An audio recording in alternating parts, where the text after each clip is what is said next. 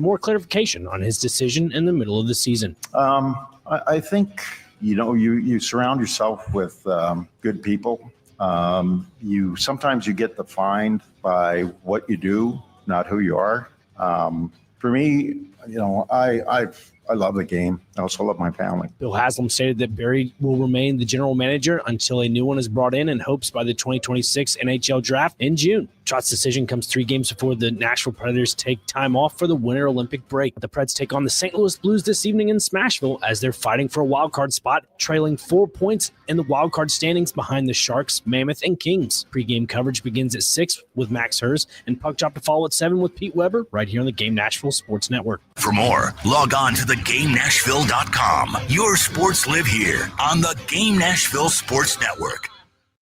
Your sports live here. WBUZ HD3 Laverne. We are the Game Nashville Sports Network. ESPN 94.9. The Fan.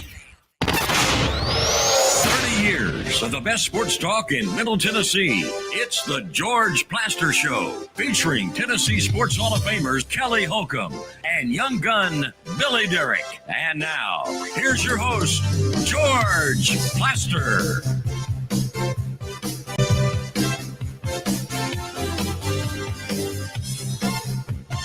Good afternoon, everybody. Welcome in to the George Plaster Show.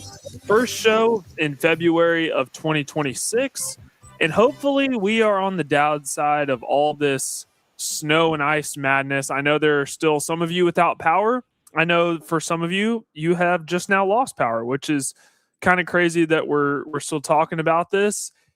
It has been a wild day, especially in Middle Tennessee, because I had the whole show planned, and then boom, this Barry Trotz news gets dropped in our laps. So plenty to talk about. There are no shortage of things to talk about despite not having football last weekend. A quick programming note.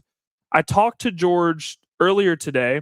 He will not be on the show this week, and he probably will not be on the show next week. He's doing fine. As most of you know, he had some vocal cord issues. He was able to go to the doctor today, got a good report. He will actually be on the show tomorrow to kind of tell us more, so I will leave that to him, but just wanted to let you all know that everything is okay with George.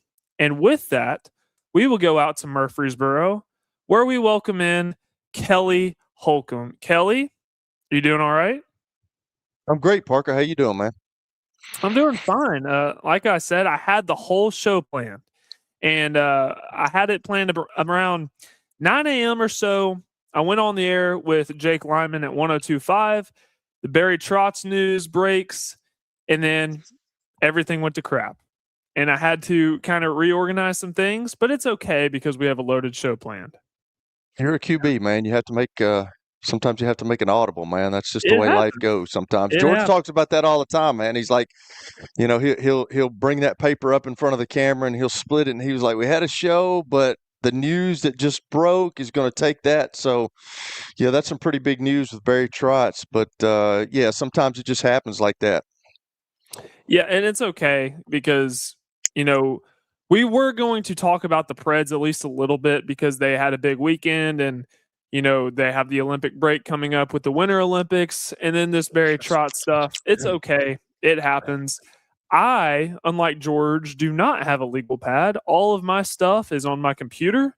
And we know, Kelly, that sometimes that can be a bad thing when my power goes out.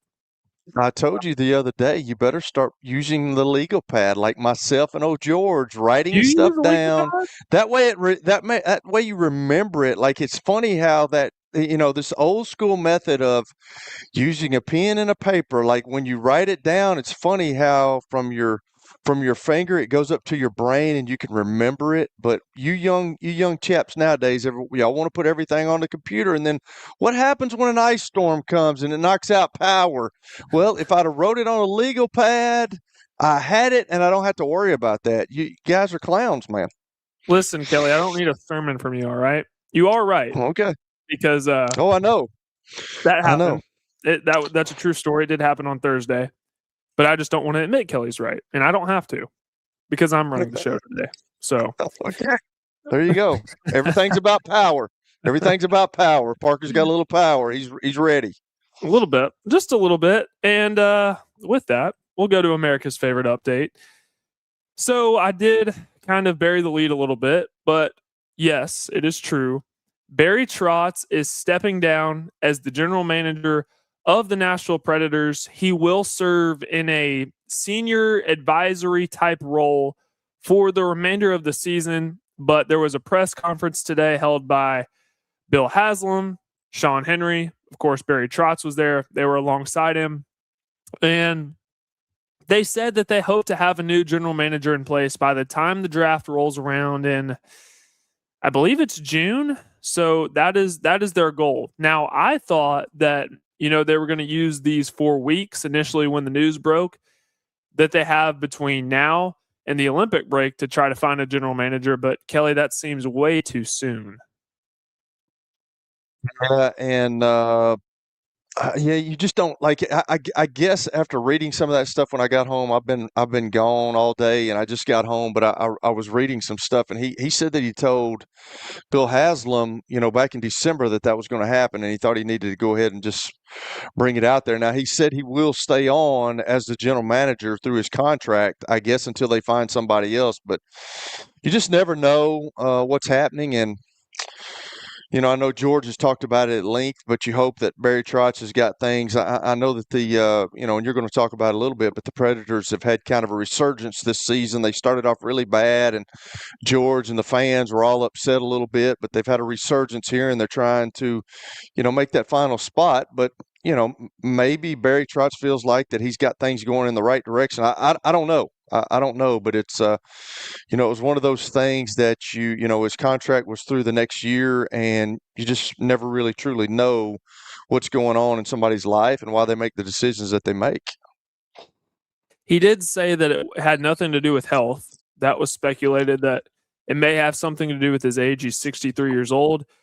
He said, and Barry Trotz is not going to sugarcoat anything. He's very candid. He said it had nothing to do with his health, but at the same time, and I'm sure everybody is wondering the same thing, because I know just as much about the situation as the rest of you do, that why now?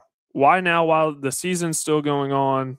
Why did they decide to do it now? And if they knew that this was going to happen, couldn't they just start looking for a general manager and then Barry Trotz announced at the end of the year? I don't know. But it sounds like he's going to serve in this role until the season's over. Yeah, that's what I'm saying. Nobody truly knows. You're not in the room. You don't know what he's thinking. And, maybe he just decides. Sometimes people just decide, like, it's like these old coaches that used to stay at a place forever. And you just don't see that anymore. Like Jim Harbaugh is kind of the guy that he goes someplace and then he leaves. And sometimes you can overstate your welcome. You can overstay your welcome. And I'm not saying that that's what he's done, because he was the first coach ever for the Nashville Predators. And he was only the second GM, which is kind of crazy. I mean, it started in 1997, but it's kind of crazy that he's only the second general manager in the history of the Nashville Predators. But, hey, sometimes people just feel it, and maybe he wants to go enjoy his wife and his family and hang out and do what he wants to for the rest of his life and not have all the pressures of being a professional general manager. Sometimes that happens. Could be the case. We'll find out more, I'm sure, in the coming days. So the Predators, they have 3 games left this week. St. Louis tonight at 7, Minnesota on Wednesday, and then they're in Washington, where, fun fact, Barry Trotz won the Stanley Cup as a head coach with the Capitals. So they have 3 games this week before taking 3 weeks off for the Olympic break. And by the way, it is a loaded sports week because we have the Super Bowl, we have the Olympic opening ceremony on Friday night, college basketball starting to heat up, now this Preds news. So it's been a loaded week for sports. No shortage of things to talk about, that's for sure. Kelly, the NFL coaching cycle is complete as the Raiders they're set to hire, I should say, Clint Kubiak, the offensive coordinator of the Las Vegas Raiders, which that was speculated that was going to happen. The Cardinals finally found a guy too, Matt LaFleur, the offensive coordinator of the Rams. Or not Matt, Mike LaFleur. Mike LaFleur, correct. Mike LaFleur. And then Clint Kubiak, he wasn't the offensive coordinator for the Raiders, correct? No, he was the Seahawks OC. Yeah, the Seahawks. Yeah. So they've got to. You said the Raiders, which you were kind of baffled there, Man, but yeah. it's okay. This It's Gary okay. But Trotz yeah, dude he's threw got me for a he's whirlwind. got. He's got one more game, but I think that's why I said it last week. I think that's why when you have teams and have organizations waiting for a little while to make a decision on a coach, especially in the National Football League or in other professions. They're waiting on somebody that is still playing, and they've got to get permission to talk to them and do all that stuff. And obviously he had an off week last week, and most NFL coaches know that, hey, if I got an upcoming guy like a Clint Kubiak, whose dad was as a quarterback for the Denver Broncos and a coach, obviously, as the Denver Broncos, I've got a guy that's been around the game, and that's who I want. And most coaches of franchise that know that they've got somebody young like that is highly sought after by other teams. They want them to do well, and they want them to succeed because that branches out their tree. But you got to give it to Mike McDonald, and I'm sure they talked to him last week. But now it's Super Bowl time, and now they're getting ready for the Super Bowl. So he's got one more game, and then he'll head to Las Vegas. But, it'll be interesting to see how he does because Las Vegas has not been a very, the Raiders. Man, the Raiders have had up and down years. I know that they went to the Super Bowl with Rich Gannon and those guys way back when, and John Gruden took them there, but. It's been an organization like in the 70s and 80s. They were the team. It was them and the Steelers. I remember them when I was growing up. But it's kind of been a hard place to play. It's kind of been a hard place to go. And they got their guy. Hopefully, they got their guy. We'll see. The Sean McVay coaching tree is insane. I'm looking at it right now. Yeah. Zach Taylor, current head coach. Matt LaFleur, current head coach. Mike LaFleur, now a head coach. Liam Cohen, head coach. Kevin O'Connell, head coach. Brandon Staley, former head coach. And Raheem Morris, who was a former head coach, is now Robert Saleh's replacement as the defensive coordinator in San Francisco. Oh, yeah, and Jed Fish is in there too, who's the head coach of a Power 4 team in Washington. That's what? Did I just read off 8 names? That's crazy, man. I can remember.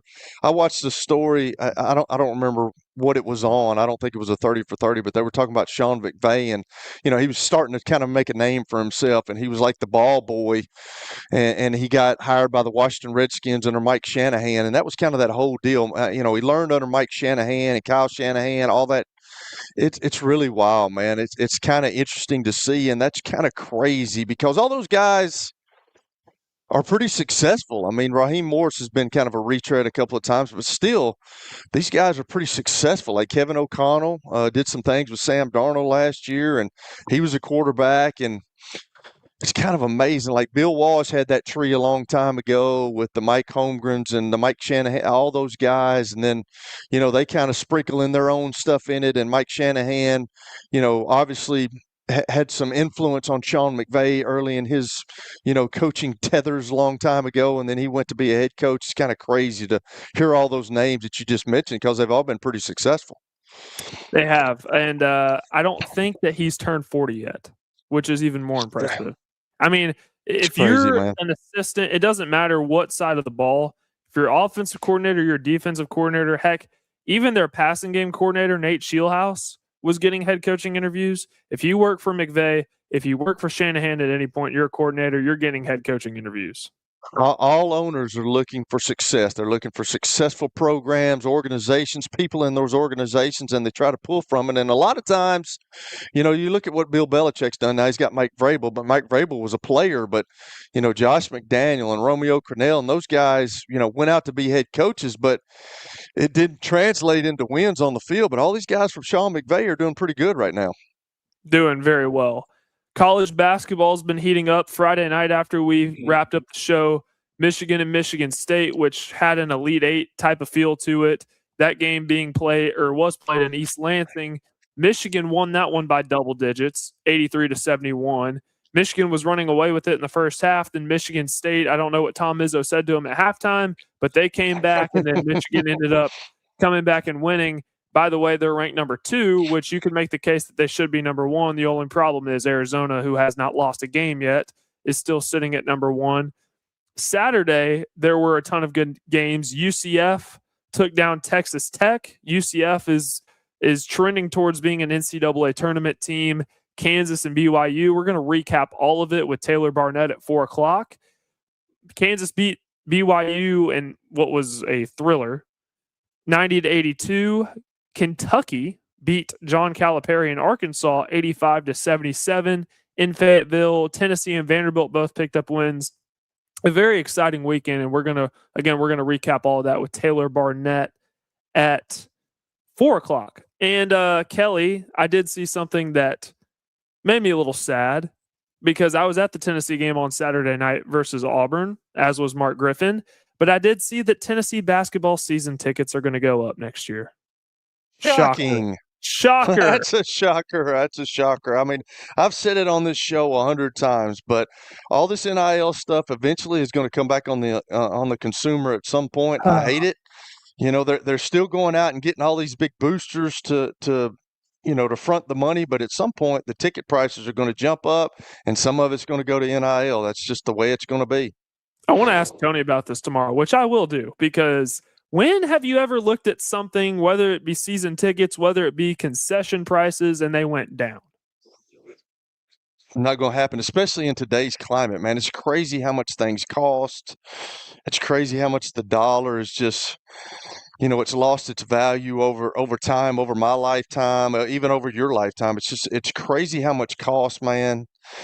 Gas, just anything. You go out to a restaurant. I was telling my wife this, we were talking about it. I can remember taking my 3 kids after church when they were little to O'Charlie's, and you could get through, we had 5 people, and you could literally buy the brunch and everything that they wanted for $55 or $60. I mean, I had 5 of us. Now you can't go to anywhere, and there's 3 of us. If I have my son home or one of my daughters, you can't have anything.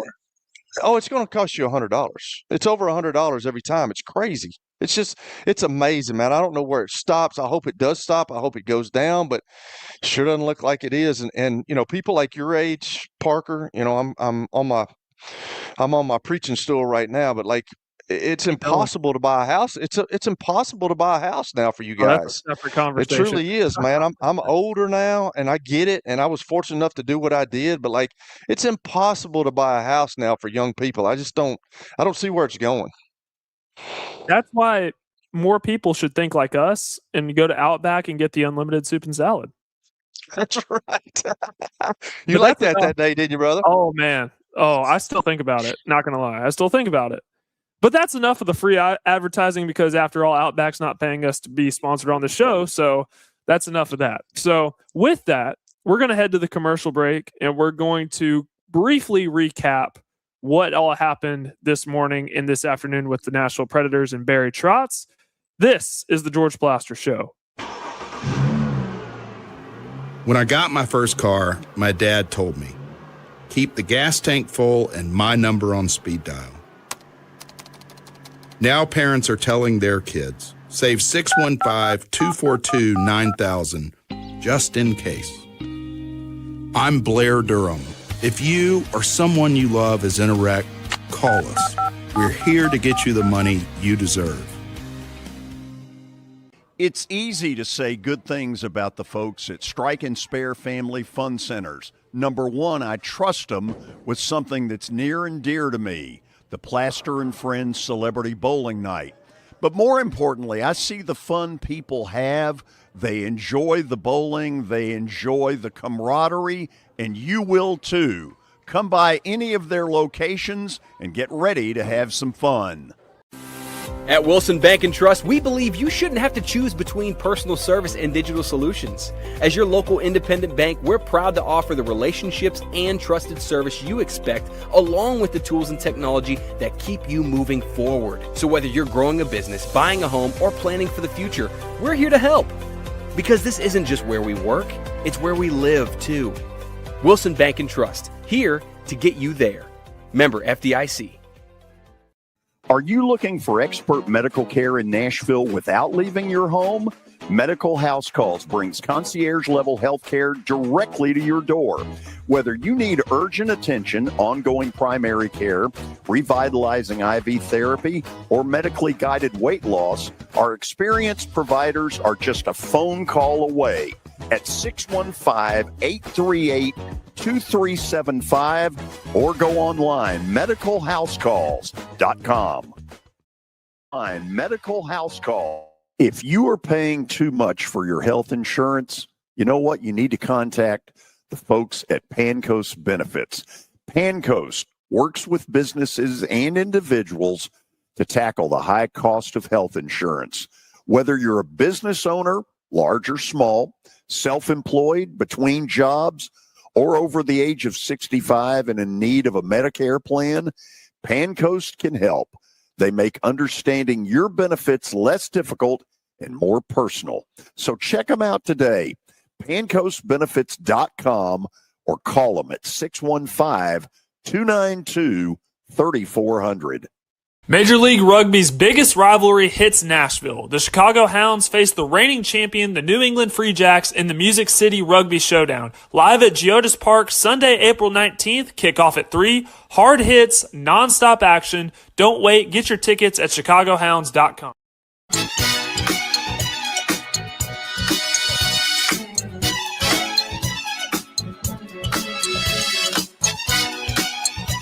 Back here on the George Plaster Show.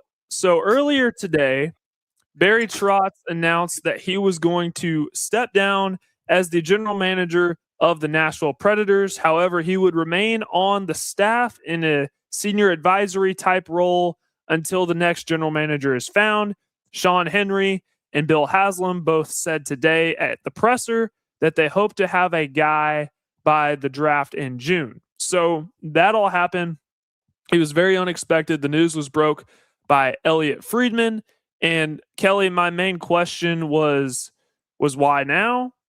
You know, you could have done this after the season, because it seems like it's going to be a long shot that the Nashville Predators are going to make the playoffs. I know that they're in the hunt, but you can't just keep, messing around like this and hoping to make the playoffs. And even if they do find a way to make it in the playoffs, they're probably not going to win their first series. So my question is, why now? Why not wait until the season's over in April? I have no idea. Well, that's the same thing. That's what I said in the opening, Parker. I just don't think we can know that. I mean, he said it wasn't health reasons, but maybe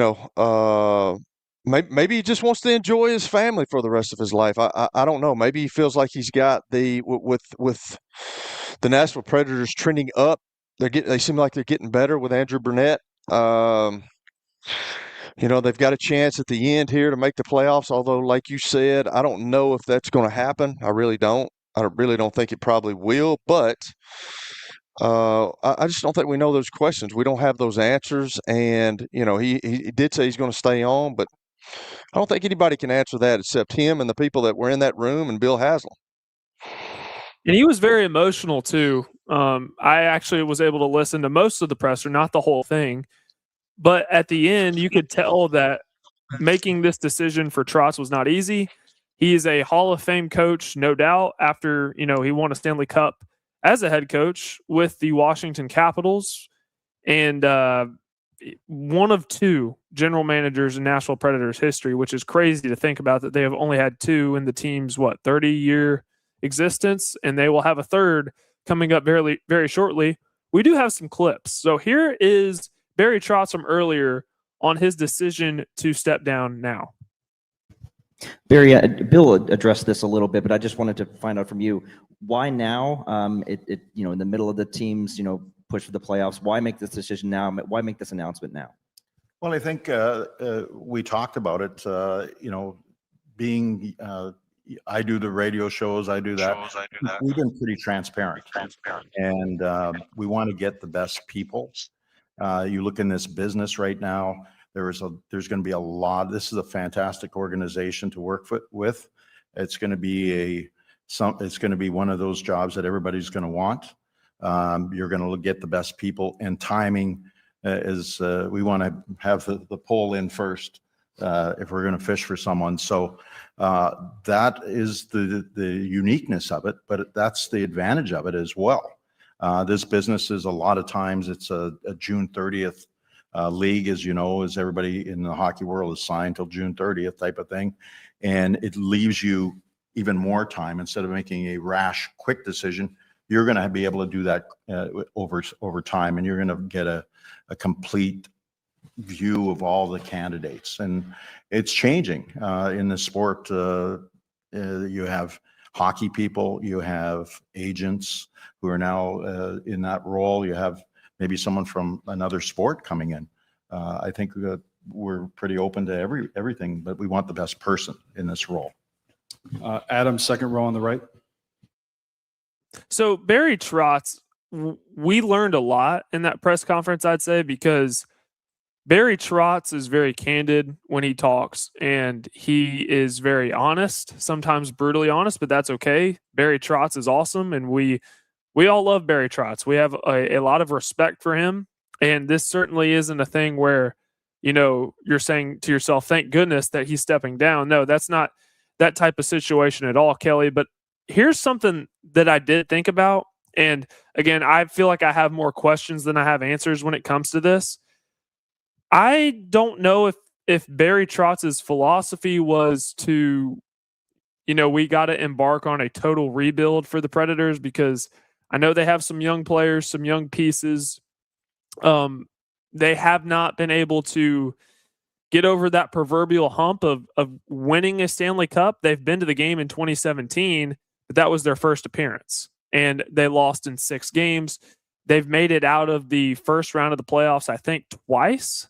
So I don't know if it was a difference in philosophy of, okay, we gotta rebuild. We gotta take a couple steps backwards in order to go forwards. But the rest of the people in the front office had a different idea. I don't know if that was the case. And, Barry's thinking to himself, well, I've got this team as far as I can get them. I have no idea. Here, that happens, Parker. That's what I've been talking about. That when you feel like you've done all you can do in an organization, and maybe what you're doing doesn't seem right, or maybe you think you got things going in the right direction, or philosophies are different. There's so many things that go on, and it's, each individual person has beliefs. Like, you have a belief, I have a belief, Barry Trotz has a belief. He's been there. Like you said, he started this organization as being the coach of the Nashville Predators way back when they started, and got a franchise here. And then he goes to Washington and he wins a Stanley Cup. So he's done it. He feels like he knows, but maybe people in the organization who's been around it, maybe Bill Haslam, have a different way to go. And you're not probably ever going to hear that until years down the road. But you just never know what happens in these organizations, Parker. And, these closed door meetings, and maybe that is what he thought. Maybe he thought, me talking to the rest of the organization and the president and the owner, they don't think like I think. And he thought to himself, hey, I've been doing this for a long time, and I just feel like it may be time for me to step down. And I think that's what he did in December. He told Bill Haslam that. And, that's just part of living in the limelight of being in the professional sport business and being in the general manager seat. There's a lot of things you have to do, and there's a lot of coach you have to put on. And sometimes there's a lot of pressure that goes along with that, and you're paid handsomely for it. But ultimately, you gotta answer those questions, and we'll never know that. But he certainly started this organization, and he said in his press conference and some of the things that I read, he loves Nashville. He wanted to be here. He knew when he came here with his wife that they were Tennesseans and they enjoyed it. So kudos to him. And this was a decision. Again, when I walked into the radio station this morning, I had no idea that this was going to be on anyone's radar. I had no idea that he was even considering stepping down. I thought that was going to come at a later date. And you got to wonder, too, if maybe the transition, because he spent most of his time in the NHL as a coach versus, trying to become a general manager, I wonder if that fine line of transitioning from being a head coach to a general manager, I wonder if it wasn't all it was cracked up to be for him, or maybe it was a lot tougher of a transition, I should say, for him. I have no idea. Again, I feel like I have more questions than answers at this point. But you also had to wonder too. Go ahead. Well, you're absolutely right. Because sometimes, you have to have a good, going relationship with your general manager, especially if you're the head coach. And then, when you're at the head coach and you see the general manager and you say, well, when my time's up being the head coach, maybe I'll do this, maybe I'll do that. But, sometimes you may not think about all the other responsibilities. And just like I said, all the many different coats you have to put on in an organization. Now, I guarantee you this, he didn't step into it blindly. He knew he was getting himself in, he knew what he was getting himself into. But sometimes people don't truly understand until they get in that position, and maybe that was one of those deals. Parker, who knows? Could be, could, and we may never know the answer to that unless he's directly asked and he tells us, because I would not put that past him. He was asked though if he was going to maybe look at being a head coach again, because I feel like if Barry Trotz wanted to be a head coach again, there would be a lot of teams that would be willing to hire him just because of the success he's had and the fact that he's won a Stanley Cup. But this wasn't he basically turned that down and said, no, I'm done. He was very emotional, and you could tell that this wasn't a decision he made lightly. He mentioned his family and how much that played a role in this. Here's what Barry Trotz had to say towards the end of his press conference regarding his mindset on making this decision. Barry, you talked about why it was time earlier. As someone who has devoted his entire life to hockey, what was it like for you getting yourself in the right mindset to make that decision? I think, you surround yourself with good people. Sometimes you get defined by what you do, not who you are.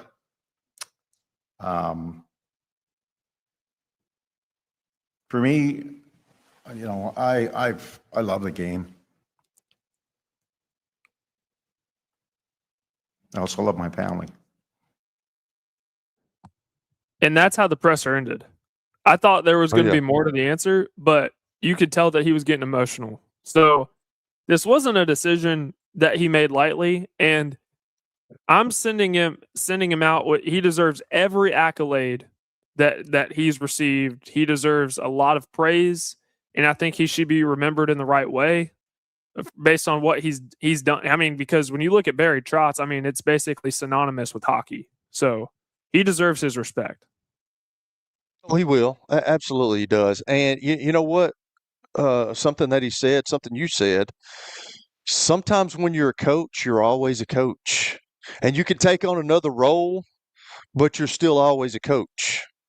And there's not many John Elways that become one of the greatest quarterbacks to ever play and then become a general manager of a team and take them to a Super Bowl with Peyton. Like, that doesn't happen much.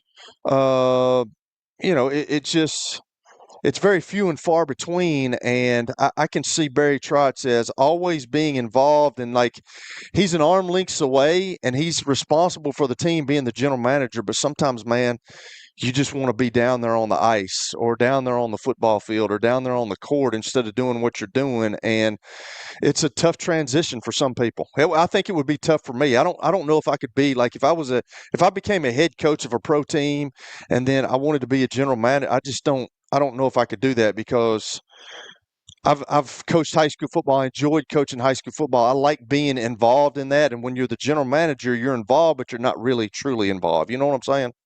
Right. Yeah. And that makes sense. And, I made the comparison earlier, when I stopped playing football and I graduated and, started looking at jobs, like I could not get away from football, and I couldn't see myself doing anything else. I wanted to do something that allowed me to talk about football for a living, and I'm blessed enough to be able to do that. But when you're a hockey coach, sometimes there is no getting away from that. You're always a coach, like you said, Kelly. But one thing that should excite you is the fact that this guy, Nick Saban, has been hired, and he's actually going to be involved in the interview process for the next general manager. Now, Nick Saban's not going to be making the decision most likely, but he knows what a championship culture looks like.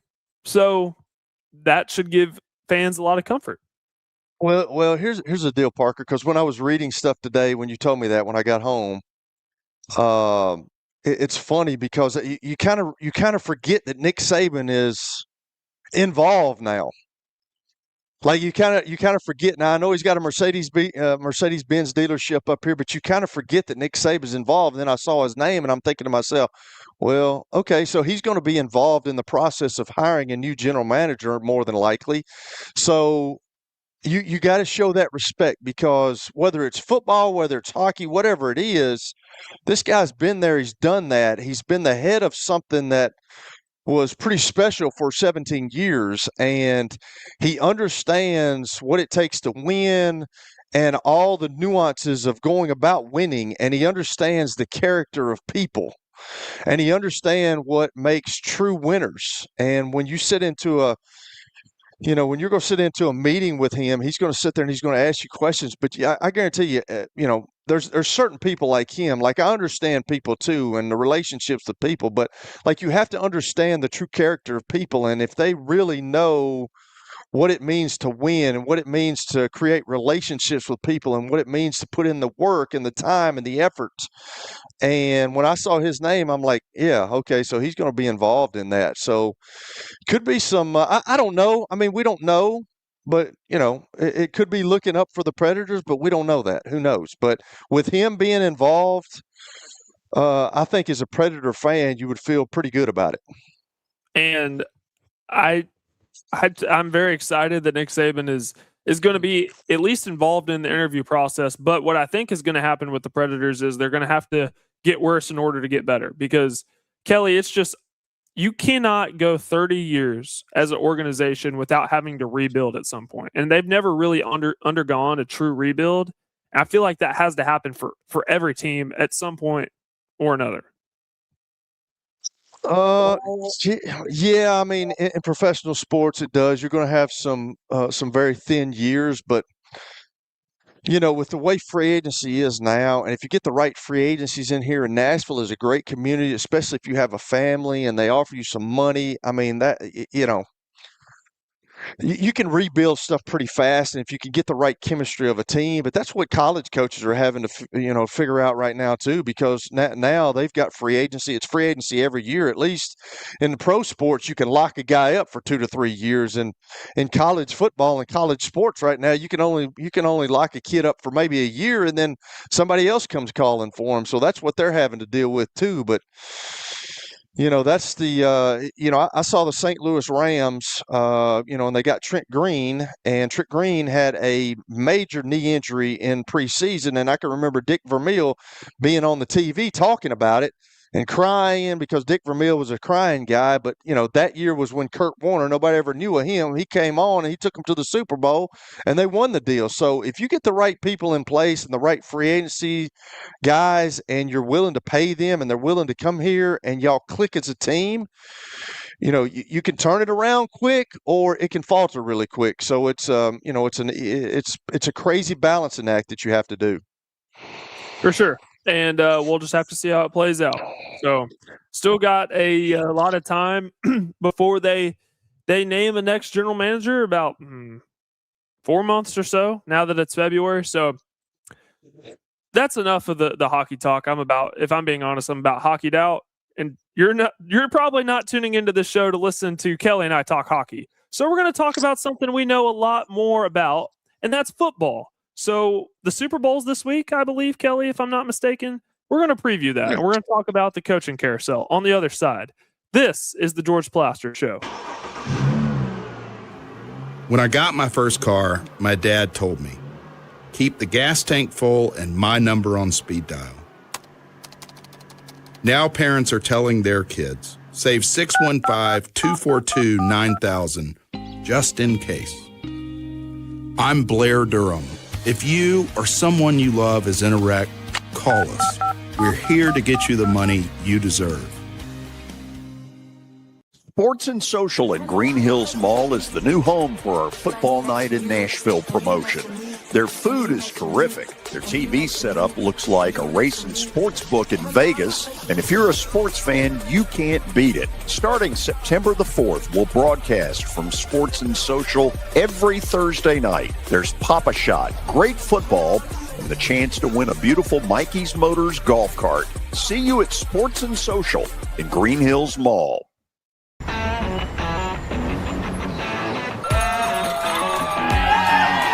Smashville hockey. Around here, it can sound like a language of its own. But hey, if you can pronounce Demumbrian, then names like Yossi, Shea, Marchessault will roll right off the tongue. Nashville Predators, only in Smashville. Here's Officer Darren Hoskins for the Metro Nashville Police Department.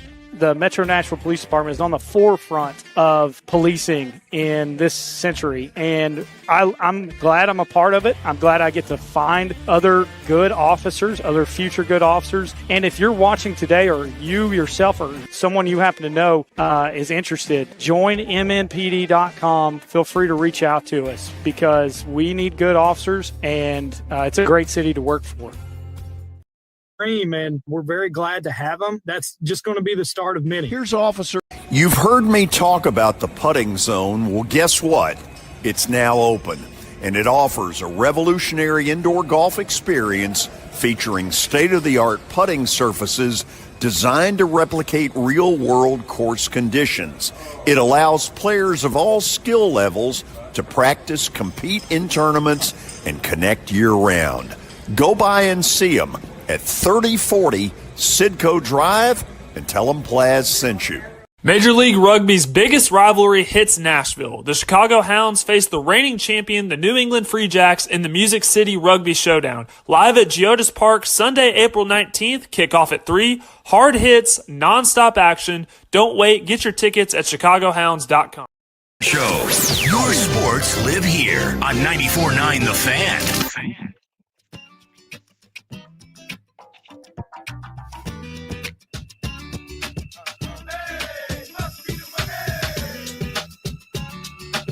By the way, the Tennessee Titans just made a defensive coordinator hire as of 5 minutes ago per Tom Pelissero. The Titans are hiring Gus Bradley as their defensive coordinator. Seems like a pretty good hire. Man, they were talking about Gus Bradley today on something I was listening to, and yeah, I mean he was obviously the Jacksonville Jaguars head coach, but sometimes I've talked about it. Guys seem to be better coordinators or better position coaches sometimes before they get that head coaching deal, and I think he's pretty good in what he does defensively, and I think they. Seemed like they made a pretty good hire there, man. It's an interesting deal now. With Robert Saleh being the head coach, he's obviously going to have his marks on that defense. And when he was at San Francisco, we had a really good defense. And I think with the things that they did last year, both offensively and defensively, man, you talking about a yeoman's job that Kyle Shanahan and Robert Saleh did with all the injuries that they had. I still think Kyle Shanahan deserves to be, and I'm sure he probably will, but he's not going to get it. But the coach of the year, he did so much with so little that he had. Brock Purdy was out. We lost Kittle there towards the end of the season, but Kittle was injured some. He had so many injuries. Christian McCaffrey sometimes has injury problems. They just had so many things going on, both offensively and defensively, and they kind of kept that. When you're Robert Saleh and Fred Warner, which is the middle linebacker, he's probably the best middle linebacker in the game. When he goes out, the guy that runs your defense, and they still do what they did, and they had an opportunity. I tell everybody this: they had an opportunity there at the end of the year against the Seahawks to be the number 1 overall seed with all that stuff that they had going on. And I'm sure probably that was some consideration in Robert Saleh hire, man. He was able to, just like I told you, when things go awry in the grid, like you talk about, or the schedule, we have to make it audible. Well, these coaches have to make audibles. And, maybe that's what they saw in him when he sat down with the interview process, other than the Cam Ward stuff. Maybe they saw a guy that handled a bunch of stuff last year really well, and got those guys to within a game, so it's kind of crazy. And I'm not really worried too much about the Titans defensive coordinator, who that is, because it's ultimately going to be Salah's defense, and he's the one that's going to be calling the plays. So it doesn't really, I mean, it's still important because it's a coordinator, but it's not as important as, Brian Daboll being the offensive coordinator. So the other thing that I wanted to talk about is the NFL coaching carousel is now complete. So all 10 jobs have been filled, as I mentioned in the update at the beginning of the show. Mike LaFleur, not Matt. Mike is the brother of Matt. Mike LaFleur, the offensive coordinator of the LA Rams, is going to be the new head coach for the Arizona Cardinals. And Clint Kubiak, as expected, is going to be the next head coach of the Vegas Raiders, of course, after the Super Bowl is over. So out of those two, Kelly, who do you like better? Parker, I have no idea, man. Here's the thing that you look about when you look at Clint Kubiak. He's been around the game his whole life. His dad was a head coach in the National Football League. He called plays too, so he's grown up around that.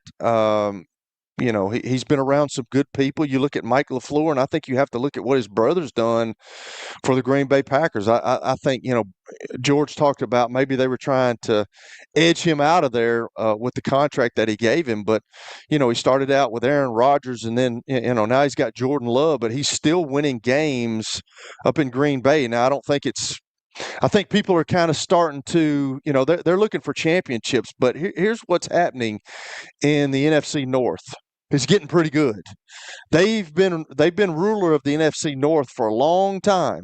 And now you've got the Detroit Lions, who's come on with Dan Campbell, and now you've got Ben Johnson in Chicago, and then Kevin O'Connell had those guys last year, not this past year, but the year before with Sam Darnold, had those guys that were beating everybody. So that league is really good right now. But I think you have to look at Mike LaFleur, obviously being, related to his brother. There's some sense of, knowing what's going on there. So I don't know who you pick right there between those guys. I just think you've got two young guys that have an opportunity, and that's all you want in that league. When you become a starter, all you want is an opportunity. When you're a team and you get to the playoffs, all you want is a chance, and that's what these young guys want. They want a chance to see what they can do, managing a team and seeing if they can build relationships with guys. And these are two organizations that are hard to win at. It's tough. Like, I'm just texting my guy Bruce Arians right now, but Bruce wanted Arizona. He had Carson Palmer there and Larry Fitzgerald, and they went to the playoffs, and they went to the Super Bowl with Kurt Warner before Bruce was there. So they're capable, but you got to have the right people in place. And if you're owners of these teams, you're hoping that Mike LaFleur and Clint Kubiak are the right guys, because they have been around it and they have grown up around football. Yeah, so Clint Kubiak, I was doing some research. He's been on 5 different teams the last 5 seasons. So obviously he was with Seattle this last year. Before that, he was the offensive coordinator of the New Orleans Saints. He was with San Francisco in the 23 season as their passing game coordinator, with the Denver Broncos the season before that in the exact same role. Plus he was the quarterbacks coach. And then in 21, he was the Minnesota Vikings offensive coordinator.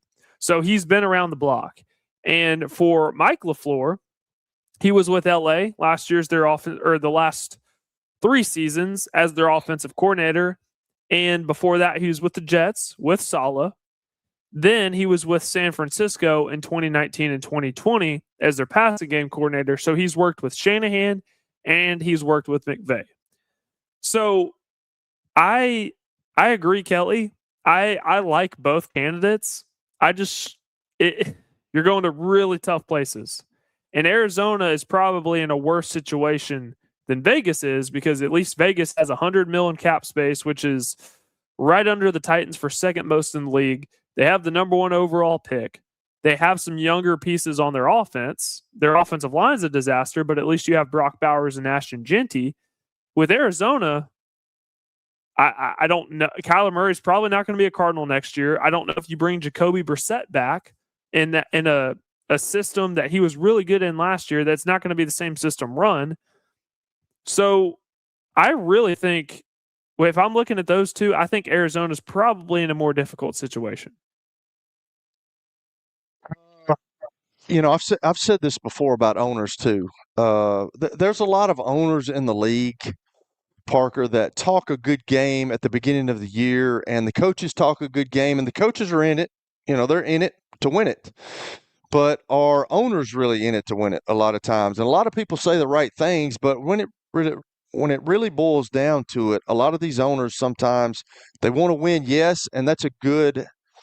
I don't know the right word, maybe the afterthought, but like if they're making money in their business and they have a losing season, they can still handle it. You understand what I'm saying? So those two places right there, the Cleveland Browns right now are a tough place to go win at. The New York Jets are a tough place to go win at. The Tennessee Titans right now, I'm hoping Robert Saleh.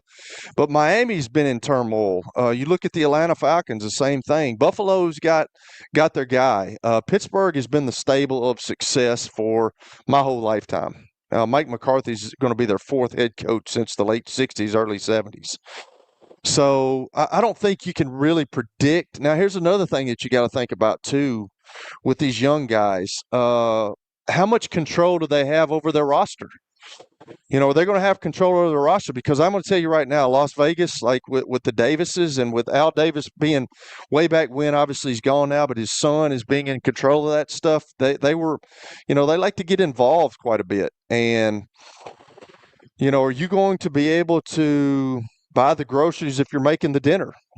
I use that all the time, but that's the case. And like with these young guys, how much control do they have, and how much are they going to be involved in all that stuff? You have to be involved. You have to be able to go in there and say, here's the guy I want. These are the things that we need.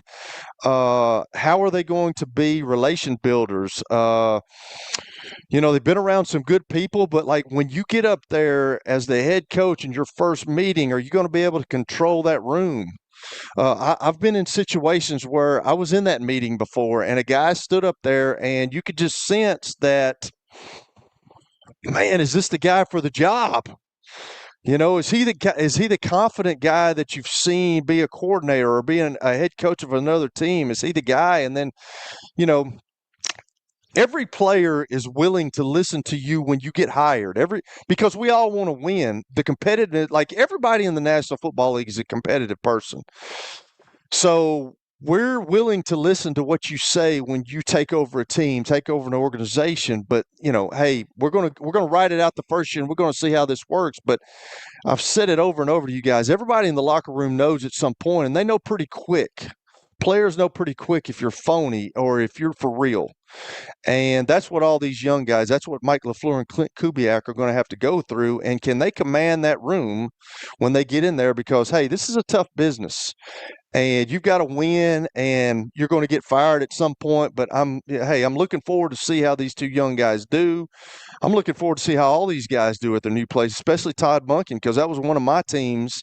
And I want the Cleveland Browns to do well. They haven't been. They've been pathetic, over the last 2 decades. And with all the quarterbacks and all the changes they've had, man, I don't know. So I'm interested to see how all these guys are going to do.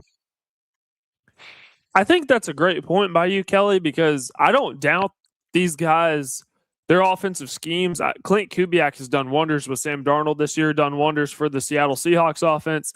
Mike LaFleur, it's McVay's offense, but if you're able to kind of add your little own twist to it, I think that offense in Arizona could have a chance to work. But also, too, are you actually able to command the locker room? Are you able to earn the guys' respect? You mentioned that because they're new and they're a new head coach coming in, the players will listen to them, but you also got to earn their respect over time. So I completely forgot where I was going with that. I had a great point in mind, Kelly. I had a fantastic point, and I cannot remember what I was going to say. That's okay, man. It happens. But I mean that's true, because I have been in those meetings, man. And when you've got to show that confidence about you, and when you don't, Hey, it don't take the locker room long, man. The locker room will listen for a little bit. That's what Robert Saleh's got to do. Like, he didn't have a very good experience up at the New York Jets, and I don't know what kind of relationship he had with Aaron Rodgers, because you see the Aaron Rodgers in Pittsburgh, and he loved Mike Tomlin, and he loved being there. And I don't know what's going to happen with him and Mike McCarthy. I don't know if he's going to retire. Yeah, I don't know if he's going to, if he's going to stay there, if he's going to retire, because if he doesn't stay there, he is going to retire. But, Robert Saleh didn't have that great experience, but he's got that experience to build on, and you've got to be able to command the respect of that locker room, man, because that is your lifeline, that's your lifeblood, and if you don't, you're never going to make it in that league. That's where I was going to go. I was going to say Arizona, their last head coach, Jonathan Gannon. I'm sure you've seen that viral video of him giving a pep talk to the guys. I don't know if it was before a practice or just like a random Tuesday or before a game, but it was that clip of, well, do you got a fire in your gut? And it was so monotone. And I'm like, dude, that guy cannot motivate me to make a sandwich. So I don't know if, he really, I don't think he commanded that locker room, or else he probably wouldn't have gotten fired after 3 seasons. So what's going to be different about Mike LaFleur? What's going to be different about Clint Kubiak? We're going to have to see. Now, on paper, it does look like a really good hire, because Clint Kubiak especially was one of the sexy names on the board before he's getting this deal finalized with Vegas. So we'll have to see. Only time will tell. But certainly an exciting hire for Vegas, and I'm sure that the odds for the Raiders to draft Fernando Mendoza have went through the roof since the news was announced yesterday. So we'll have to see what happens. But we are going to hit the final break before we get to the 4:00 hour. Taylor Barnette is coming up, former Belmont men's basketball player. He's going to help us recap everything that happened in the world of college basketball over the weekend. This is the George Plaster Show. Extraordinary homes deserve remarkable appliances. At Electronic Express, we bring the best luxury appliance brands together, all in one place. From sleek refrigerators to state-of-the-art ranges and premium dishwashers, our expert team is here to help you make your home exceptional with fast delivery and professional installation. Experience luxury made easy at Electronic Express and create a home that truly inspires. In case you missed Next Man Up. If I were the Predators, I would take this opportunity to go outside the family. I think one major criticism of this organization from its own fans is they are too obsessed with the quote-unquote Predator way. And although Barry Trotz, for example, he was out of the organization for a decade, he went to Washington, won the Stanley Cup, he went to the New York Islanders, so he went out and then came back. But of course, it's Barry Trotz, and he is deeply associated with the Nashville Predators organization. The front office, I think, needs a refresh. If you look at the people in the front office, the scouting department, the assistant GMs, they all have been with this organization for a very long time. Next Man Up with Jake Lyman. Weekday mornings at 9. Your sports live here on 102.5 The Game.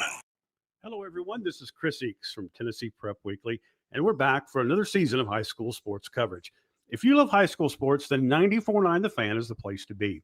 This year, the show airs on Monday nights at 6. We'll be covering your favorite players along with your favorite teams, just as we've done for the past 14 seasons. So you don't want to miss a moment.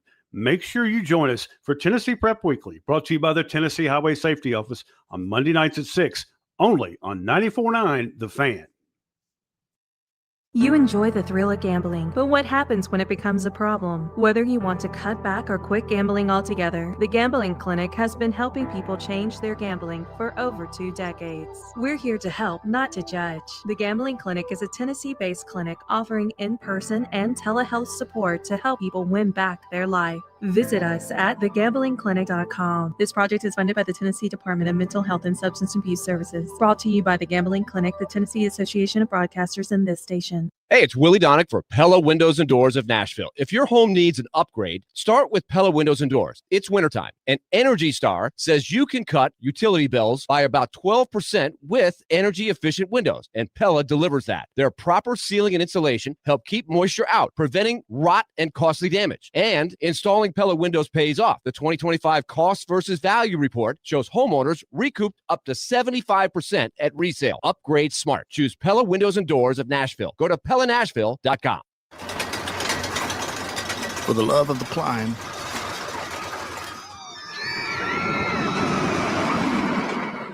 for the love of the fall, for the love of knowing your kids' laughter is the sweetest music there is, for the love of Tennessee, travel safe. Brought to you by the Tennessee Department of Tourist Development, the Tennessee Association of Broadcasters, and this station. Now, here's your latest Fox 17 Code Red Weather Report. I'm Fox 17 meteorologist Greg Bobis. Our forecast today putting us in the mid-40s after a very cold start to the day. We'll see some good melting of what's left of our ice throughout today and tomorrow. And then tomorrow's high temperature up near 50 with some scattered rain during the day. Your sports live here on the Game Nashville Sports Network. In case you missed Chase and Big Joe. I think we all recognize that it's time for this team to be in the conversation every year. It's time for Nashville sports to be in the conversation every year. Like, I am tired of that. Chase and Big Joe, weekdays at noon. Your sports live here on 102.5 The Game. Your sports live here. WBUZ HD3 Laverne. All around the world on the Game Nashville app. We are the Game Nashville Sports Network. ESPN 94.9. The Fan.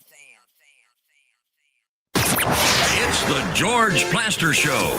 Your sports live here on 94.9 The Fan.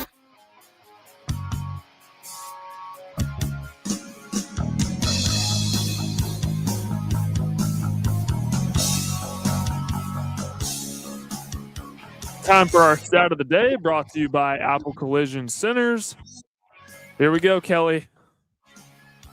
I'm sick of doing this garbage on my own. I'll be honest with you.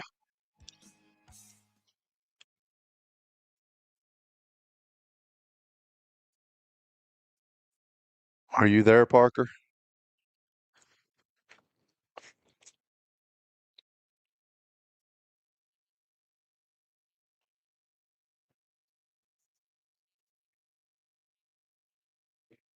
Okay, I froze for a second, Kelly.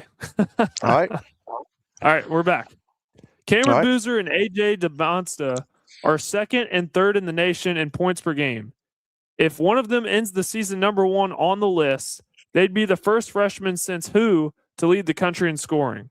If you need an outline, you can always ask Taylor Barnette. I'm sure he'll be ready. Yeah, but is Taylor on right now? Yes, we have him. Do you need a lifeline? I do need a lifeline. I'm not even if it was about football, I'm not an aficionado because just like George talks about, when you get put on the spot with this stuff, you can't think sometimes. All right, Taylor, he's dumping it in your lap. Oh, man. I mean, let's see. If Cam Boozer...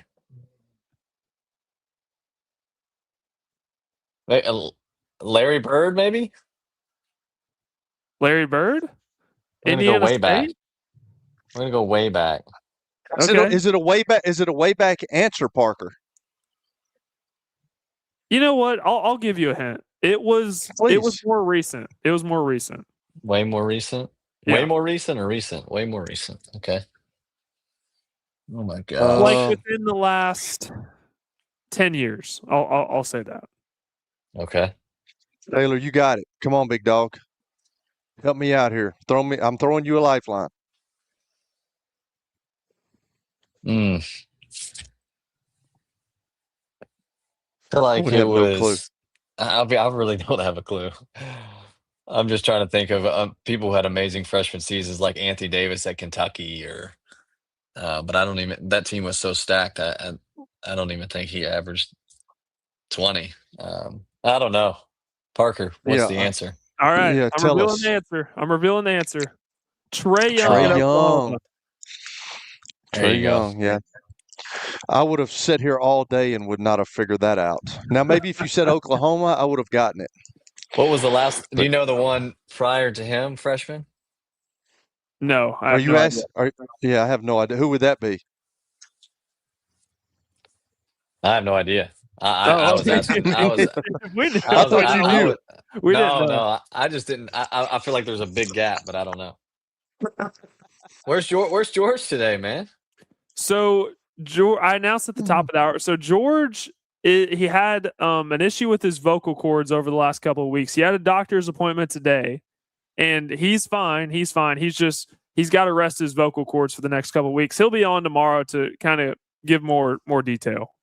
Okay, I hope George gotcha. Taylor. I hope George is listening because he's not on here, and I talked to him today, and I know what I don't know about the vocal cords, but I know what he's going through. But I'm going to call him soft because he's not on here. You know what I'm saying?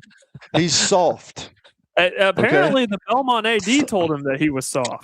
Throw some lozenges in your throat and let's go.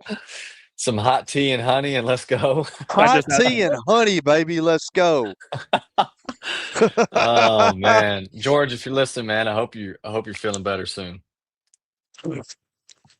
I'm sure he is. Me I too. think he is. I saw him tweeting, so he's probably listening right now. Oh, his thumbs work. Okay, that's good. Yeah, at least his thumbs work, right? Just not the voice. That's good. Yeah. So, Taylor, let's go ahead and start with Belmont. Actually, they got a big win over Murray State on Saturday. They are number 1 in the Missouri Valley Conference. They're trending towards getting that auto bid for the NCAA tournament in March, which, by the way, six weekends from now, I think that's correct. We'll have brackets, which is crazy. It is crazy. Flies by.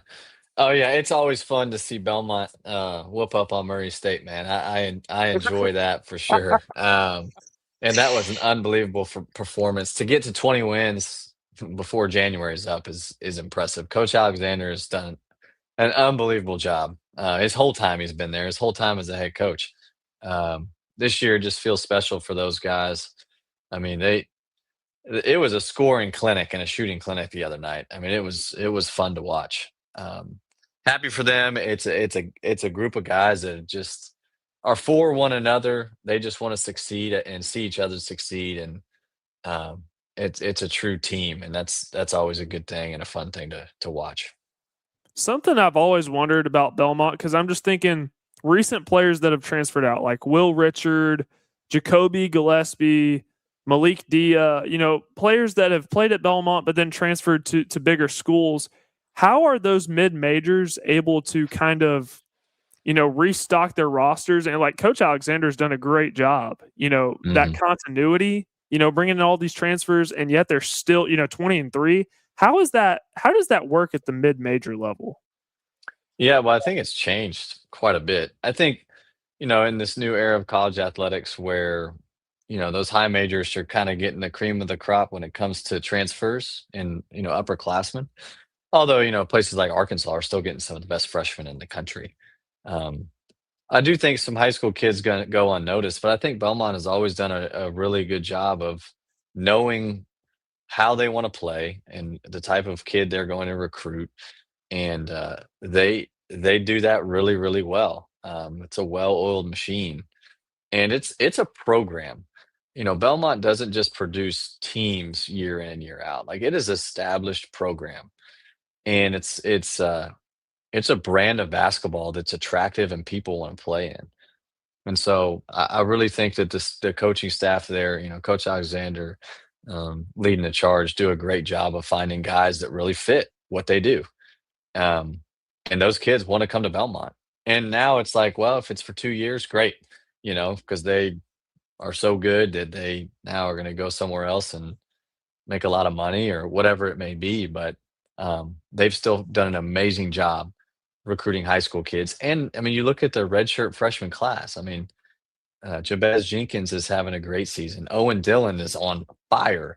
The fact that they get guys to buy in to redshirt for a whole season in this era of college athletics is amazing. It says a lot about the culture of the program and the character of who they are. Now, we're about to shift gears right here, and I mean really shift gears, because I saw something today on Twitter regarding Charles Bediako at Alabama. And I think it was Bruce Pearl that said this, that the NCAA tournament committee should punish Alabama for playing Charles Bediako. And I think he is referring to their seating. Do you think that is legit, or that should be a legit punishment? Who knows? I mean, the whole thing is just wild to me. I think I forget who it was the other day. A guy that's a kid that graduated a few years ago and has bounced around the G League and has been in the NBA. I forget who it was, but now I feel like it's just you've let the toothpaste out of the tube, and here's a whole nother wave of like, oh, we're all going to try to go back to college. Yeah, I don't know what the punishment should be. The whole thing is just wild. You know, I don't know what they're going to do. I don't know how you make an example. He's literally playing in games. To be honest, I have no bias. Like I'm for the kids, man. I want everybody to succeed and have fun. But I am glad that that Todd Golden lived up to what he said, and Florida actually beat him pretty I was good. getting ready to go there. Yeah. So you know, I don't know. It's just a weird thing. I'm like, why are we doing this? You know, I just, but it starts with the money. You know, honestly. I think guys are realizing, oh my gosh, well, if I could go back to college, I may make a lot more money than I do in the G League. So they got to get a handle on it. It's not right. And Todd Golden, what you're referring to is, yeah, we'll beat them anyway. That's what he said before the Alabama game, and they did 100-77 and dominated in the paint. I mean, just dominated. And Taylor, I've really been struggling, you know, with the SEC this year. It seems like the most balanced conference in college basketball, meaning there may not be an elite team, but it's so even, you know, top to bottom. But Florida may be that elite team now. Do you think with the way they played last night, if they keep that up, are they national championship contenders once again? Yeah, I think that their front court is, you know, top few in the country. I think it's all going to depend on how those guards continue to get better, you know, with Boogie Flan and Xavier Lee. I think that, you know, that's what made their team so good last year. And obviously their front courts continue to get better. There's no doubt about that. You know, and Thomas Howe is like I think a lottery pick at this point, and Alex Condon is just a monster. And, you know, they've got really good bigs. I think it's if the guards can sustain really good play. That's what they had last year. And so I don't know. I think they can be. I think that they're tough. I think they're physical. I think they have the size and the athleticism. But I think it's going to come down to those two guards. Where does this leave a team like Vanderbilt? And this is the last one for me, and I'll turn it over to Kelly. But where does this leave a team like Vanderbilt?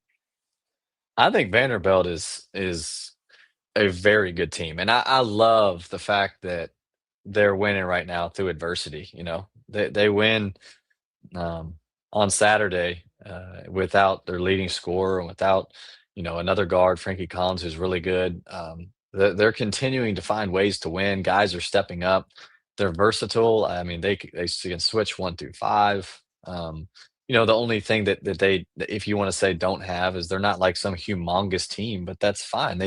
It makes a challenge for the other team, you know. And what I love is I think they play so hard and make up for that, if you want to call it lack of size. With McLaughlin, I mean, like I'd put that guy up in a rebounding drill against anybody. I mean, he's tough and sets the tone, I think, for them on the defensive end, on the glass. And so the way they shoot the ball, the way they defend, you know, they're top 20 in Ken Palm and offensive and defensive efficiency. And I mean, that's a really good formula for success. Okay, so Taylor, this is you just reminded me something, because I'm trying to learn about basketball, man. Give me the Ken Palm thing again. What is the Ken Palm thing again, man? You know, what very is Ken Palm? Yeah, let's do it. Yeah. Ken Palm is the OG for analytics and efficiencies that, you know, when I was at Louisville, I mean, I'm looking at Ken Palm, one of the first things I do when I get in the office. And there's a lot of other analytical stuff out there now, but Ken Palm is just he's the OG. Coach Bird, when I played at Belmont, I heard about Ken Palm multiple times a day. You know, his big one, it's just still, you know, effective field goal percentage, and Belmont's second in the country in effective field goal percentage right now, according to Ken Palm. But we heard about effective field goal percentage from Coach Bird a lot.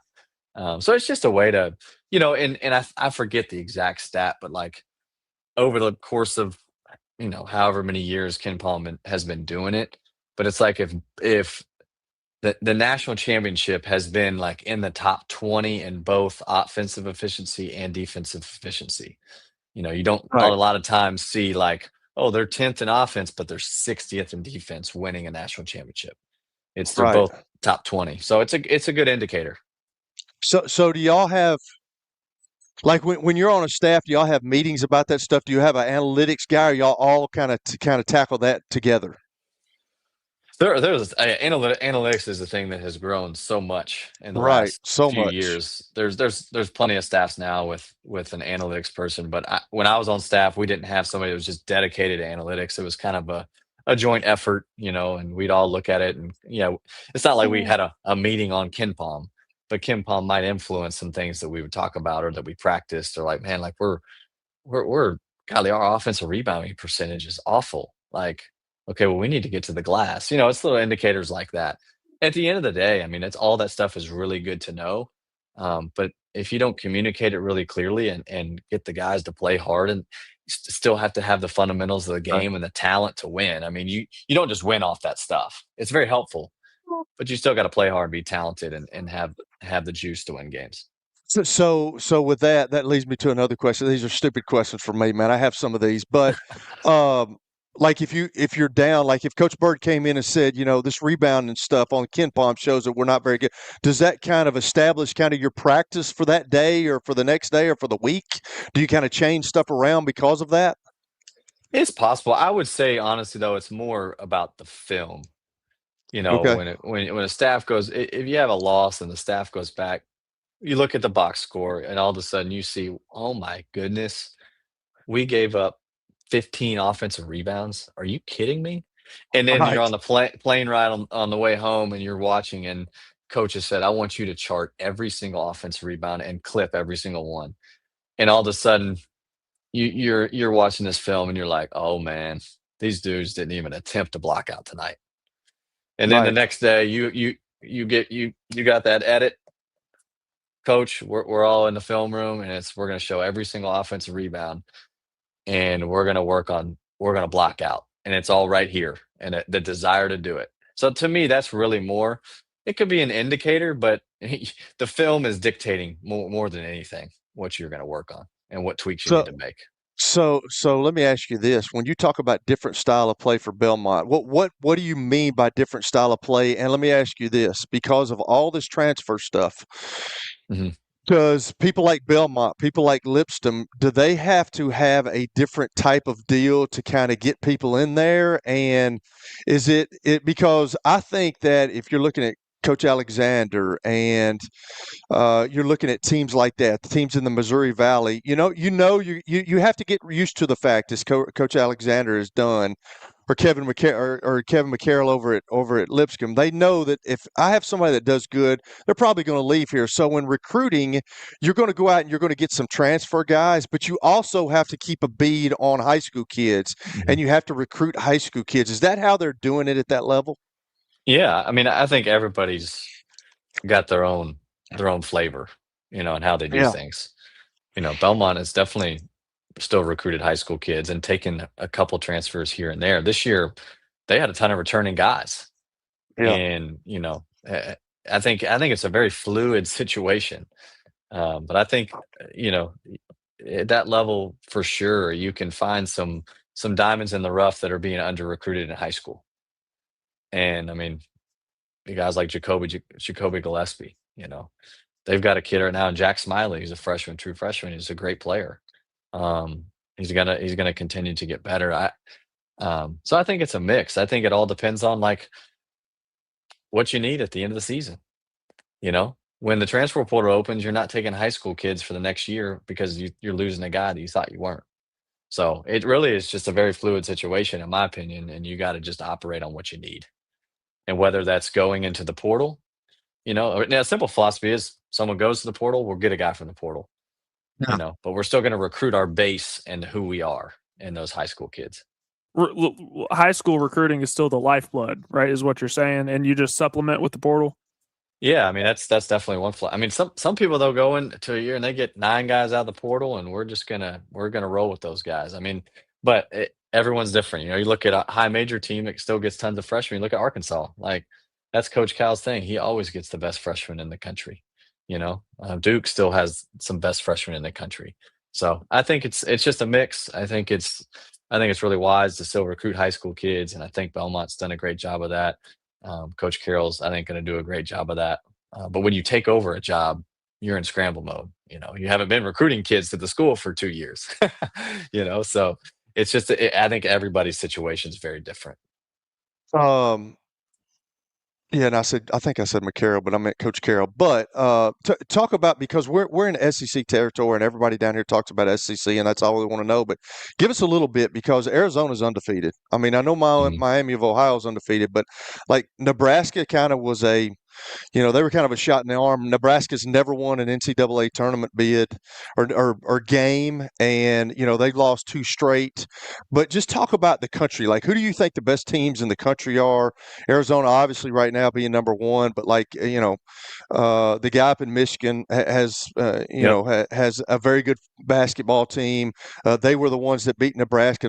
Nebraska's got a very good basketball team. UConn's back in it. Just give us a little bit of insight on what you think around the country, because I know you watch a lot of basketball. Yeah, no, that's good, man. I like getting out of the SEC a little bit for sure. It's funny. We'll go back to your guy Ken Palm, Kelly.